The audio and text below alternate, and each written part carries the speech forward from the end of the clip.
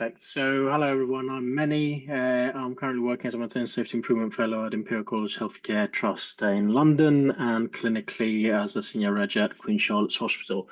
So, I'm presenting on behalf of our antenatal clinic Green Maternity Challenge team. Miss Marissa Taylor-Clark, who's our consultant obstetrician, Emily Barrow, who is one of our other registrars, Patricia, who's one of our administrators, and Sahanis, who's our antenatal clinic lead midwife. So,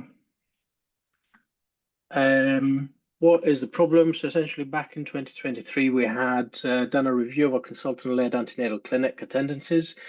We've got approximately over a period of a month, just under 1,000 antenatal clinic visits in our consultant-led antenatal clinics. And it was noted that our early pregnancy visits, about 20% of the face-to-face appointments were deemed to be unnecessary. This led to a lack of capacity with an increasing demand in the unit. And then obviously the increasing demand ended up having additional pressures in MDAU triage, where the service users had to go to in order to update their reviews. So we thought that this would be a nice opportunity to create a bespoke, sustainable clinic structure focusing on a rationalized pathway of care.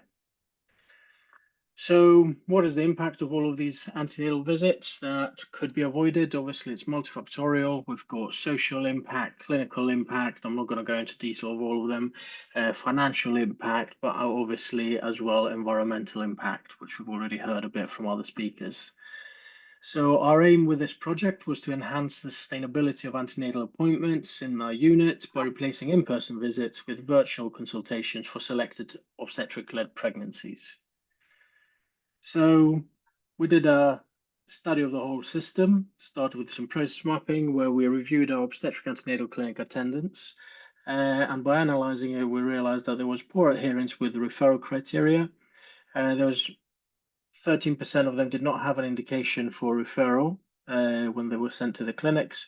It felt that there was a culture of safety netting from our midwifery colleagues about putting in a consultant clinic appointment just to make sure that everything's okay.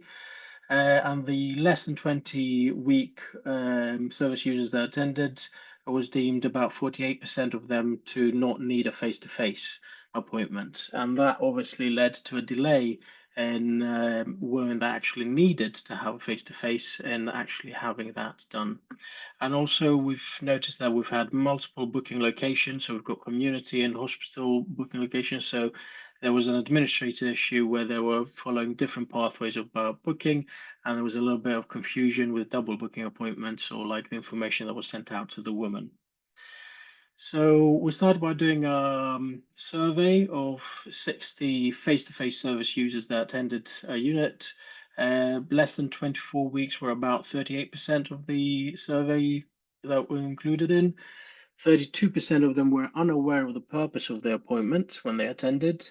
The average waiting time was about half an hour. And after the antenatal clinic took place, 38% of them stated that they would have preferred if that appointment had been taken in a virtual format. So this is the team where we started looking into our next steps, what we were going to be doing. We did new triage process for virtual antenatal clinics. This ran over a period of 8 weeks.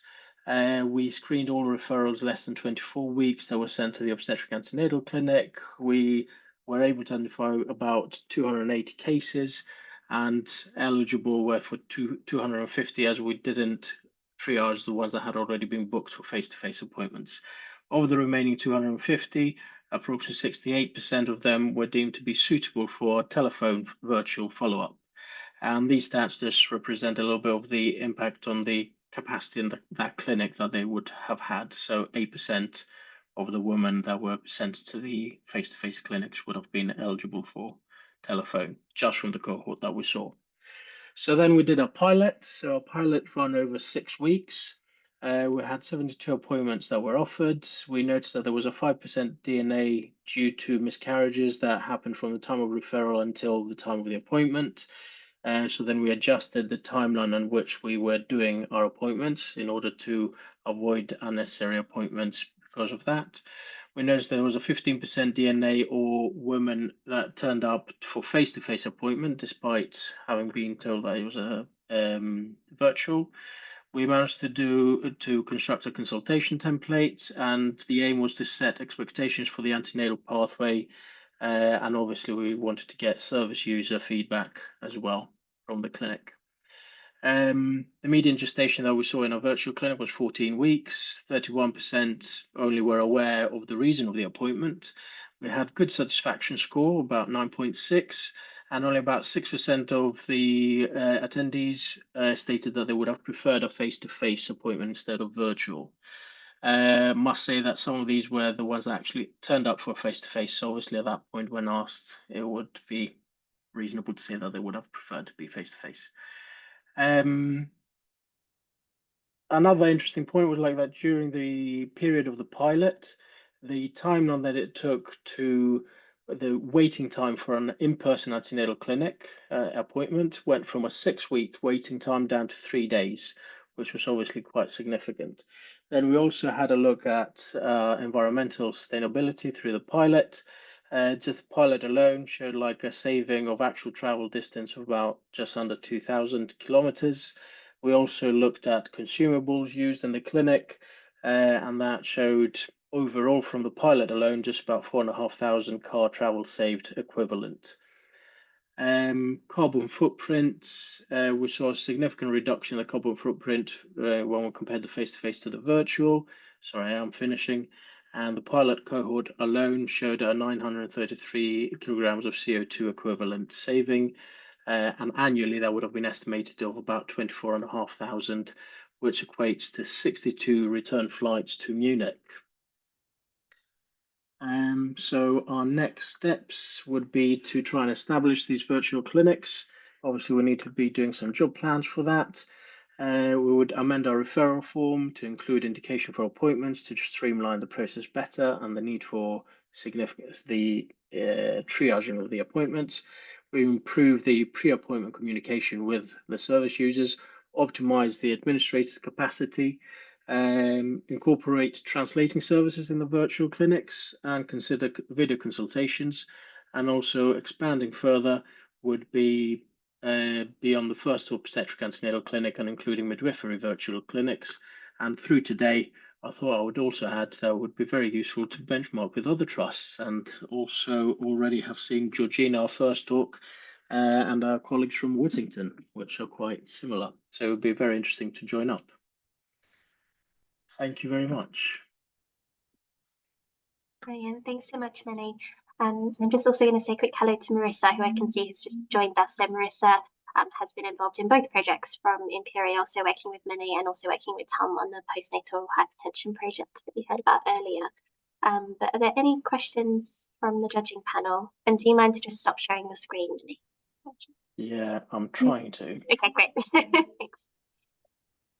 Yeah, I'll step in here and ask a question. Thank you very much for that presentation, Millie. Quite clear there's been a robust assessment of what that kind of facts and figures are in terms of impact. I was just curious to go back to your point around about, you said 6% of the women that you'd spoken to prefer face-to-face appointments. So I was just curious to know, how could a process such as this facilitate choice for women, and how have you engaged with women to determine what their satisfaction was with the care that they've received, whether it's virtually, and compare that with face-to-face to know that it's right for the women that you're seeing? So if I got this right, the satisfaction score was based on the appointment that was taking place at the time. So at the end of the appointment, we're asking them how useful did they find the appointment to be. And as far as whether or not they would have wanted it to be face-to-face versus virtual, we did 2 surveys, one of the face-to-face and one of the virtual appointments. And we just based it on their responses. It doesn't actually relate on the overall outcome of the pregnancy. It's just about that early stage of pregnancy review that we were undertaking. I don't know if that answers your question. So I'm really struggling to stop. No, that's okay. No, it does. I suppose it was just the how going forward, I suppose, with that in mind, how you facilitate choice for women in deciding how they want that first appointment. Yeah, I think first of all would be like optimizing our communication from the administrator's point of view when we send out the appointments to the service users, and maybe we could have the problem with having the option is like obviously we need to take into view our capacity. But obviously, if we had the option, we always have like an open discussion with the women that they can actually contact us if they want to change appointments. So they've got antenatal clinic appointments, so they would be advised they can contact us if they wanted to swap their virtual with a face-to-face or vice versa. We already do that, but we don't have as many virtual appointments as we wanted. So we would give an option to them to adjust if needed.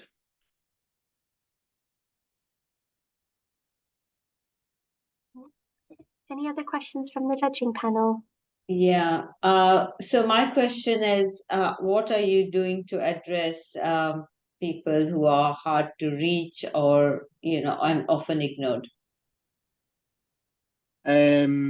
So from that point, obviously at this point, the pilot's just streamlined based on what was deemed as appropriate to set up as a telephone to start with.